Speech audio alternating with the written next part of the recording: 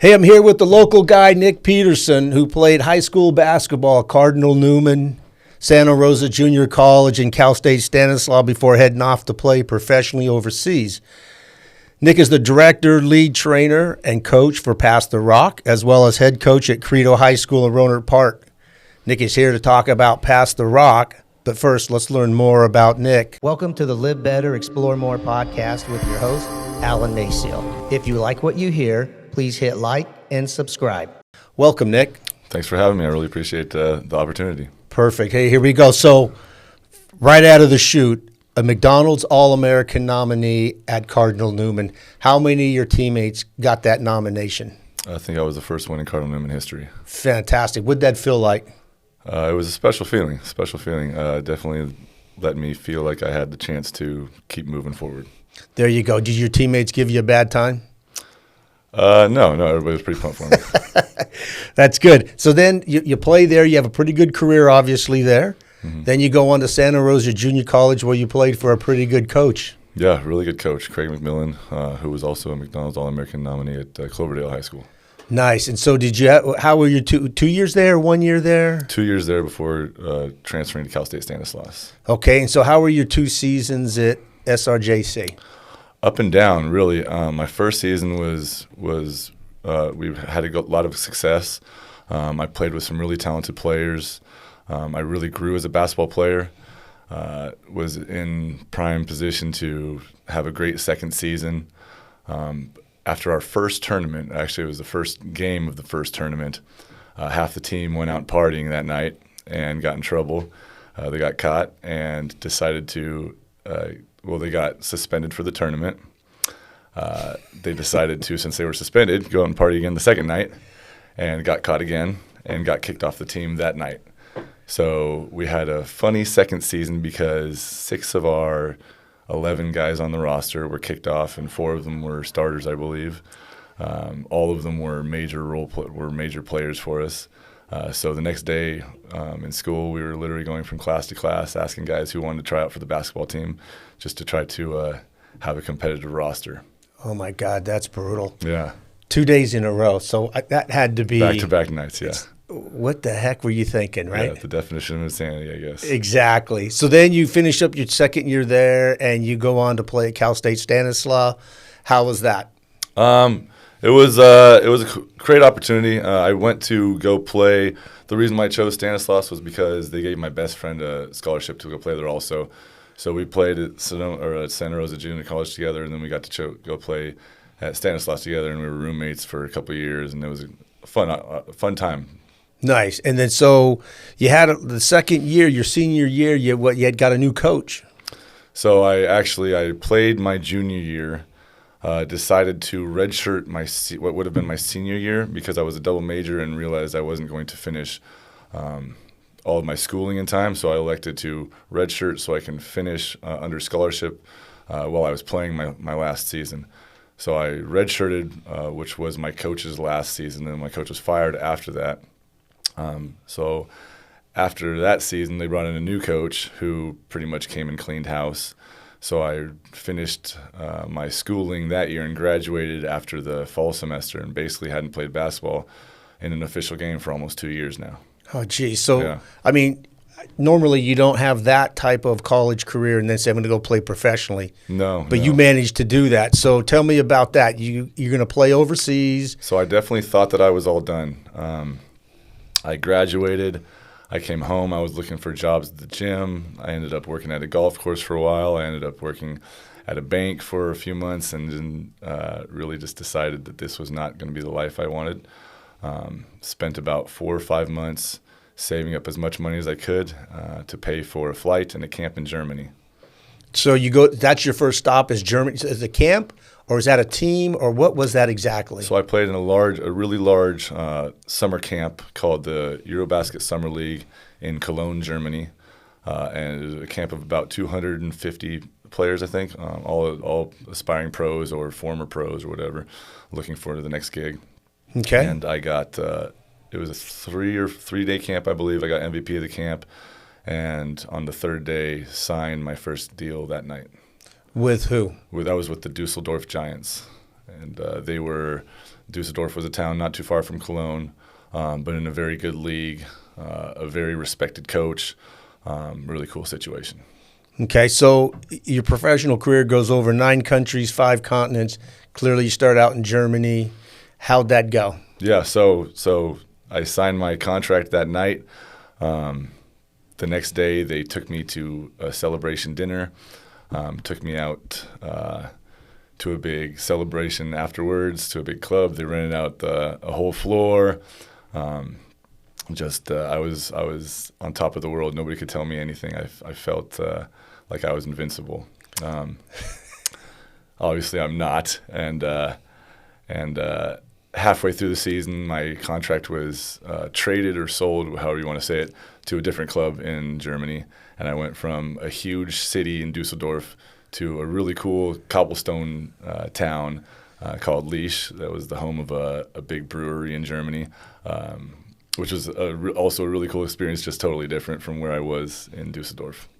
Nice. So you play out that year in Germany, and then where do you go from there? So I finished in Germany, and I hopped on a team in Portugal to help them make a little playoff push for the last month. I think I only played 4 or 5 games for them. And then from Portugal, went back home and trained for the next job.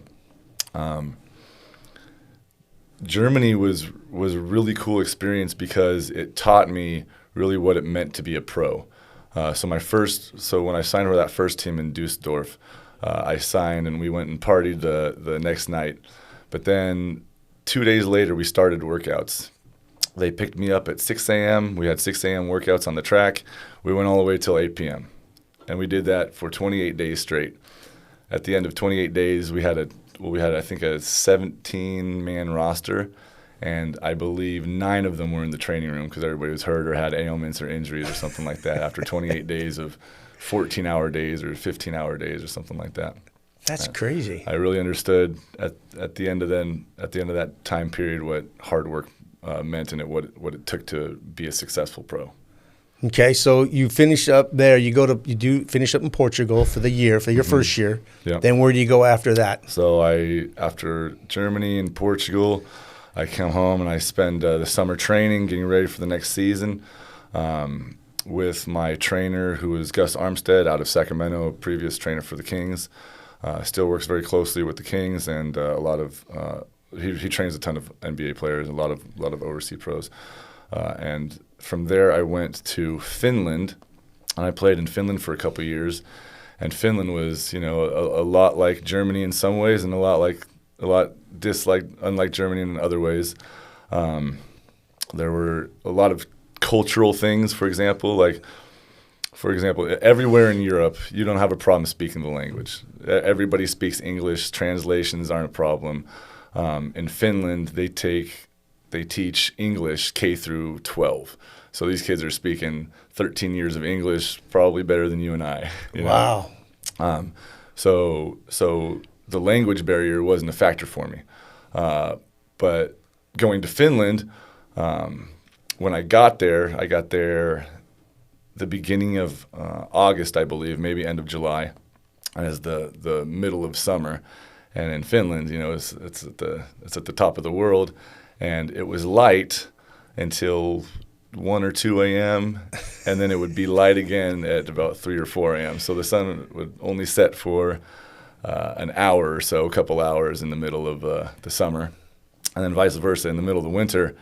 The sun would only rise for an hour between 12 and 1 or so, and it would only come barely over the horizon. So even when it was middle of the day, it still felt like dusk, and it still felt like you're getting ready for the nighttime. Jeez. How about the time adjustment? I mean, that's part of the time adjustment. I imagine sleeping was a little different. Yeah, so traveling back and forth, going, I think it was a 9-hour time difference depending on what time of the year it was, daylight savings. They say it takes a day or two for each hour of the time change. So especially in those first few days, I was an insomniac because of the sun was up all the time, plus the time change. That was sometimes a difficult physical struggle for me. So in the wintertime, though, there, I mean, it's a little colder than, L.A. Yes. So what was that like having to, I mean, even here, right, even in Sonoma County, dealing with weather like that has got to be taken, it has to take an adjustment. Yep. So in the middle of the winter, not only was it dark, but it was also obviously extremely cold. We talk about freezing temperatures and such. I think it got down to -40 one day after practice, and I had long, sweaty hair at one time, and I came out of just the walk from the gym to the car. I hopped in the car and sat down and bonked my head, and a piece of my hair snapped off, and I had a little hair icicle. Yeah, about 6 inches long or something like that. Oh, you don't need a haircut. Just walk outside. Yeah, just go snap all my hair off. Oh, my God. That's cold. So that was pretty cool. Other fun things to talk about, like some of these cultures, differences, the food. So one thing that stands out to me in Finland, loved the people, loved the camaraderie. I hated the food. One of the things that made me super homesick was always the closer we get to the holidays, Thanksgiving, Christmas, and you want to be close to your family. One of the things that really makes me feel like I'm home is good food, especially traditional like Christmas food or traditional Thanksgiving food. So in Finland, I remember sitting down to our traditional Christmas meal. It was blood sausage, mashed carrots, beets, and just stuff that you didn't even want to look at, let alone eat. And I remember dreaming about all these delicious foods I was going to have when I got home, and I was sending my mom and my girlfriend at the time meals to prepare for me. I want to have this when I get home. I want to have this kind of pie. Oh my God. Yeah. That's funny. So, but Germany though, I mean, I realize I'm going back now, but Germany, there had to be food that you were. So Finland, there was the food available, obviously. Right. I was talking about some of the more traditional stuff. So Germany, I really loved the traditional like schnitzel. Right. It was really good. There was a huge Turkish influence in Germany. So I loved a lot of the Turkish food, like the donors and the lamb and all this kind of stuff that they prepared. It was really delicious. But that makes me think about all these other kinds of food. So I played in South America. I played in Japan. I played in Mexico, and each place I have these things that bring me back. These feelings that bring me back, and definitely I have feelings of memories of food from each place also. So what's the weird, like from a meat standpoint? Let's just from all the places you've played, what are some of the, when I say strange, like blood sausage? I remember the movie Goal. And the kid says, "What is it?" And he goes, "You don't want to know." Yeah. Right. So, from a meat standpoint, what types of meat? I mean, lamb. That's common. Everybody's had lamb, right? But so I've tried kangaroo, which was interesting. I've tried alligator, which was interesting. Alligator kind of tasted a little bit like chicken to me. I love food. I was not a fan of sea urchin. So I love sushi, right. But when I played in Japan, when they took me out to sushi dinner, it's not the same kind of sushi that we eat here. There's not a bunch of rolled up stuff with a bunch of different ingredients. It's a bunch of pieces of fish and then a bowl of rice, roll your own, make your own, kind of a thing. It's not really rolled up. It's just more like sashimi kind of. Okay. But I loved the sushi in Japan. The seafood was phenomenal. I remember we went to the big fish market in Tokyo. I think they said each day there was 1 million people at the market.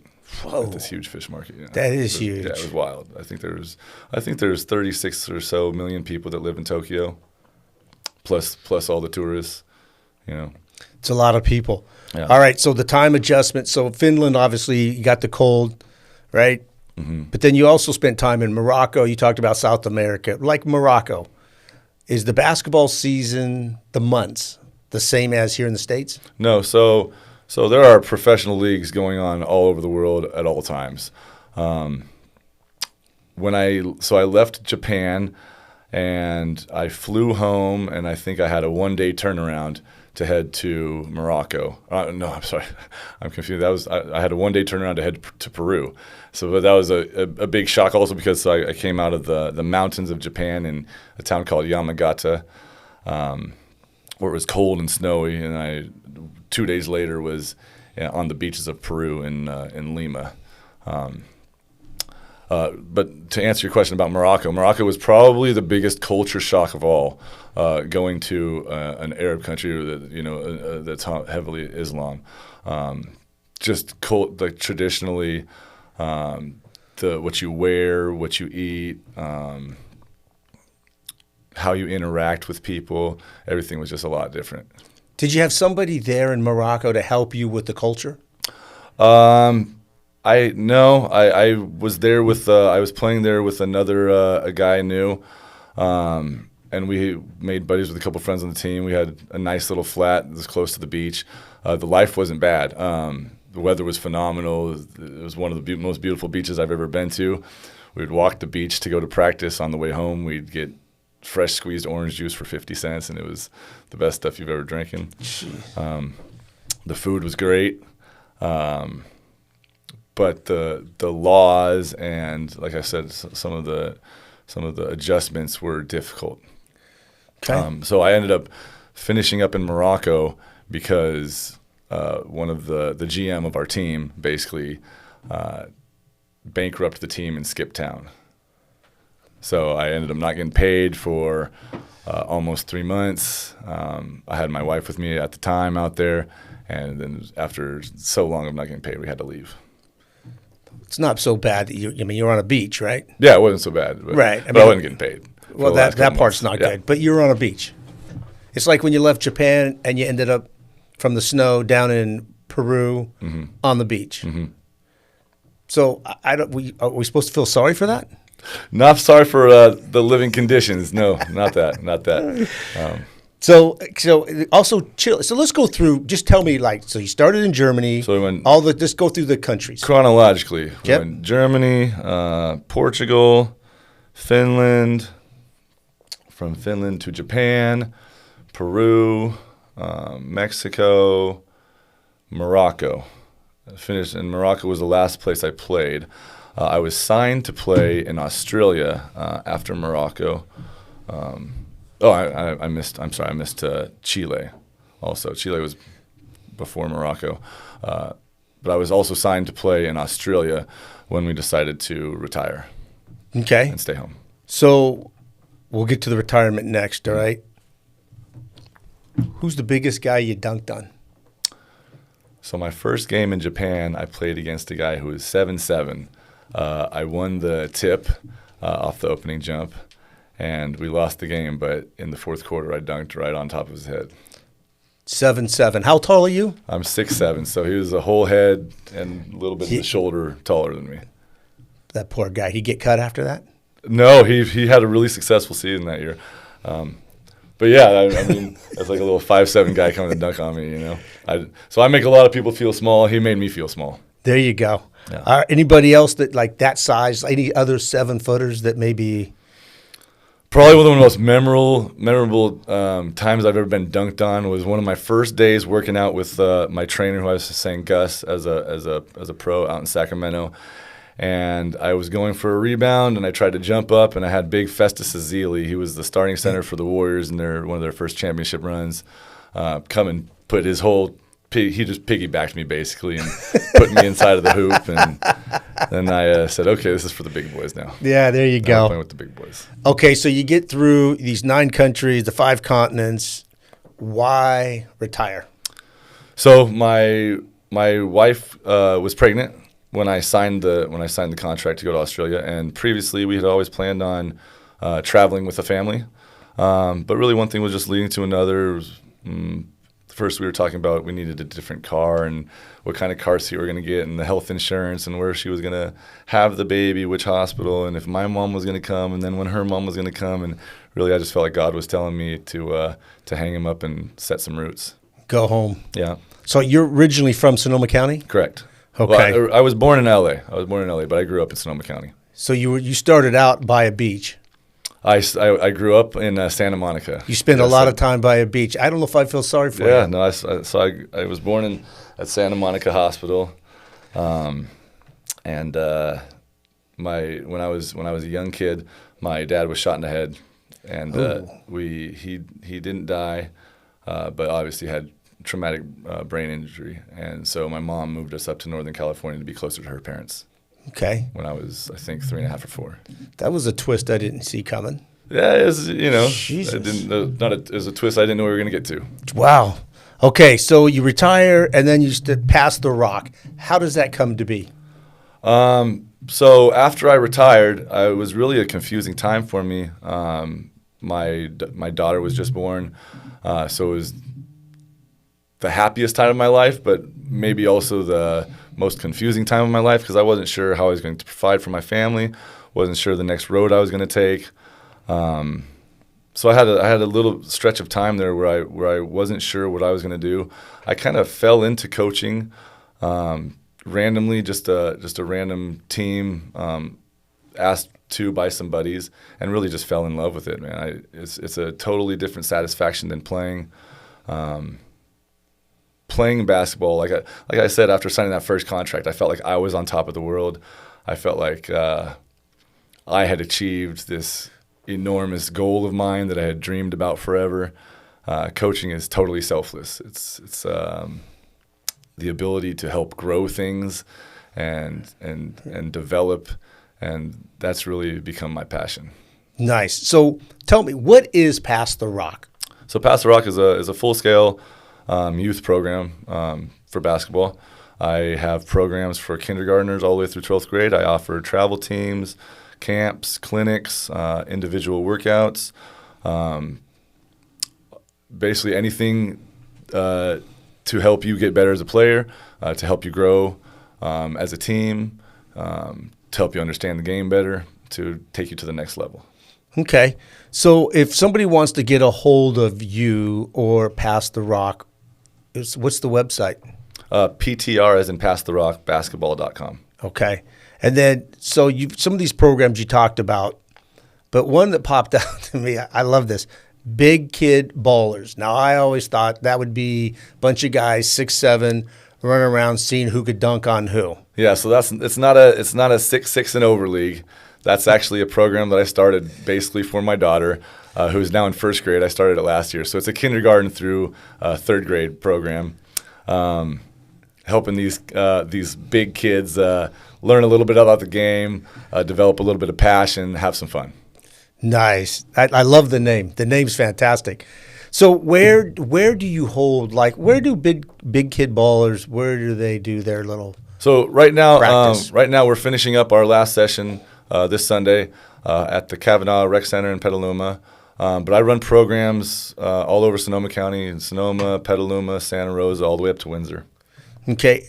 The travel teams, how many travel teams do you have? So this fall, I have 5 travel teams. We're participating in the Golden Gate Fall League, which is a league put together by multiple larger programs around the Bay Area.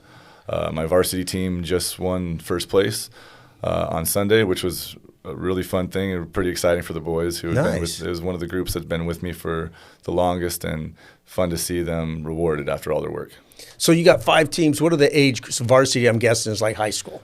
Yeah, varsity high school boys. I have a high school girls team. I have a younger high school, so freshman and sophomore high school team. I've got a group of middle schoolers and then a group of second and third graders. Wow. Yeah. Now, do you coach all of them? This was the first time where I kind of subcontracted out and hired one other coach. But we bounce back and forth. So I do have relationships and interact with all of the teams. Okay, good. And then the camps, are the camps like one-day camps? Are they overnight camps? Or is it like, hey, you're going to come here Saturday, you're going to go home Saturday after the camp, come back Sunday? How are the camps? What do they look like? Traditionally, I'd run Monday through Thursday camps for third graders through eighth graders. I ran my first camp for the younger kids this summer, which was a lot of fun. We just did a little shorter sessions, like 4 hours a day, basically, instead of longer 6 or 7 hours days. But next summer, I'm planning to run a very competitive high school camp that will be an overnight Monday through Thursday camp in the Bay Area, and already have some very high quality prospective coaches that are willing to come help. Nice. I'm really looking forward to that camp. And the 3-on-3, what's that about? So 3-on-3 is just a different program. 3-on-3 is it's actually a Olympic sport now. It's really fun to watch. Really, very very fast. For those of you who haven't watched 3-on-3 before, you should give it a go if you like basketball, if you like fast and action sports. The 3-on-3 is fun because the style of play is a little bit more open. Easier to read for ball movement, easier to read for player movement. A little bit less help, so sometimes more highlight kind of plays, a little bit more one-on-one action, more touches per player. Like I said, faster game. This specifically, so we will clinic and drill for about 20 to 30 minutes of our hour and a half scheduled session, and then I'll teach a new action or a new idea for about 30 minutes, and we'll practice that new idea or action for each session, and then for the last session or the last 30-minute segment, we'll compete and play 3-on-3. So are there 3-on-3 leagues around town? Are you running a 3-on-3 league? There are 3-on-3 leagues and tournaments all over the place. The FIBA 3-on-3 is really growing very fast all over the world. They have tournaments that they run every month all throughout the country, all throughout the world. There's a vicious rumor that 3-on-3 started up in Spokane. I'm not aware of that. There you go. I'll have to do some research. There you go. Okay, so you've got so your programs are the 3-on-3, travel teams. You got camps, clinics, private trainings, and then my favorite, big kid ballers. Yep. But also, what about college level guys? What about you? What about Nic Pederson at Santa Rosa Junior College? Would he go see you? Yeah, absolutely. So like I said, I do individual training. So kids at that level, they can't play on travel teams. It's against the rules. And so what I do offer is individual training. And a lot of times I'll have kids coming home from college for the summer, and that's when I'll get my work with them. Okay. Once again, what's the email or what's the website? PTR, as in Pass the Rock, PTRbasketball.com. Is there a phone number that they could call if they don't have a computer? My cell phone is 707-291-1375. Perfect. That's the number I use for my work. Perfect. Nic, thank you very much. It was a pleasure. Pass the Rock, big kid ballers coming to you soon. That's it. Effort and attitude. Very good. Thank you. Very good.